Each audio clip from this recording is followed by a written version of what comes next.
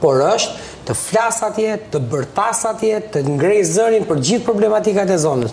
Këtu e kanë marrë mbrapsht, këtu del deputeti i kuvendit me blok në dorë si kryetar kooperative dhe premton që do ha me veti kanë premtuar qytetarët në emër të votës. Domethënë e kanë bërë vetë deputetët këtë. Patjetër, ja do shikohet si majta, si djathta, se si do vlerësohen, fatmirësisht shumica e në listat hapura, dhe do shikohet se si do vlerësohet.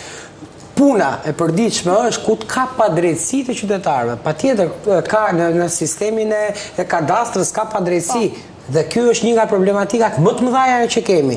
Është sistemi më korruptuar. Pra roli kandidatit sot që nesër do të jetë deputet është që të gjitha shqetësimet t'i shënoj dhe nesër të paraqis dhe të kërkoj zgjidhje. Në parlament. Të kërkoj zgjidhje atje ku ka vlerë, tek qeveria, të kërkoj llogari qeverisë.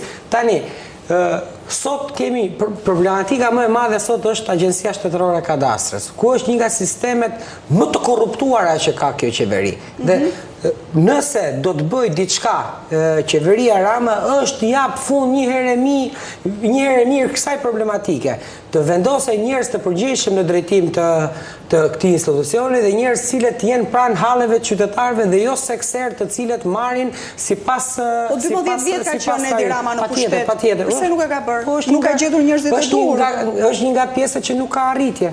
Dhe unë po e them, unë jam pjesë e Partisë Socialiste. Kadastra, po. Pra, a më pyetët cilat janë problematikat. Dhe po ta them, sot në zonën elektorale ku unë shkoj kërkoj mbështetje, një nga problematikat e kësaj zone është Agjencia Shtetërore e Kadastrës. Problematikat që kanë njerëzit, ka dhe problematika që nuk e zgjidh dot drejtori, sepse ka mbivendosje, ka më shumë kthim kompensim pronash me ligjin 7501 se dhe vetë tokë fizike që ka Shqipëria, kështu që kjo është një plagë që duhet shëruar në mënyrë imediate dhe kemi edhe problematikat që i ka shkaktuar vendimet e gjykatave, këto gjykata që kemi pasur të korruptuara pa u bërë drejtësia e re, kështu që unë uroj dhe shpresoj dhe një nga kauzat e mia që do të jetë nesër në Kuvendin e Shqipërisë është të merrem me korrupsionin në kadastër, të merrem me korrupsionin në shëndetësi, të merrem me korrupsionin kudo që shqiptarët gjejnë pengesa dhe kudo do jemi një libër ku duhet shkruhen të gjitha ato ankesa dhe një zë i fortë nga foltorja e Kuvendit duke mos kursyer emrin e askujt dhe duke mos pasur emrat përvetshëm. Halit, Partia Socialiste kërkon mandatin e saj të 4 që është një arritje rrallë në fakt në demokraci.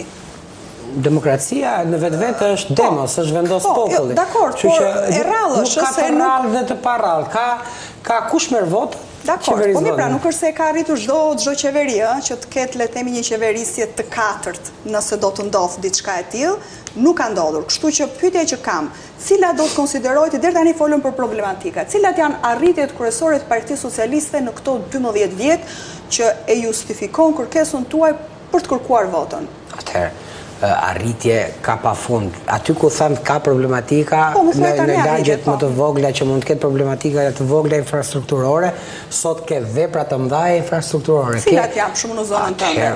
Në zonën time e prek Unaza e Madhe e Tiranës është një nga veprat më të mëdha që ka bërë qeveria dhe investimet më të mëdha që janë bërë në Tiranë, ku zonën e Paskuqanit, zonën e Kamzës jep një vlerë super të madhe të gjitha pronave, jep një zgjidhje trafikut qytetit dhe gjithçka sot është një Paskuqan, një hap larg Tiranës dhe një Paskuqan që të quhet pjesë e Kamzës. Do të thotë Bulevardi i Ri është Bulevardi i Ri, domethënë stacioni i trenit dhe Paskuqani është një rrugë e gjatë të cilët i bashkon, është një lagje e vetme, kështu që këto vepra janë vepra që duken, preken nga qytetarët dhe ndikon drejt për drejt në jetën e qytetarëve dhe në fshtimin e vlerës së pronës tyre.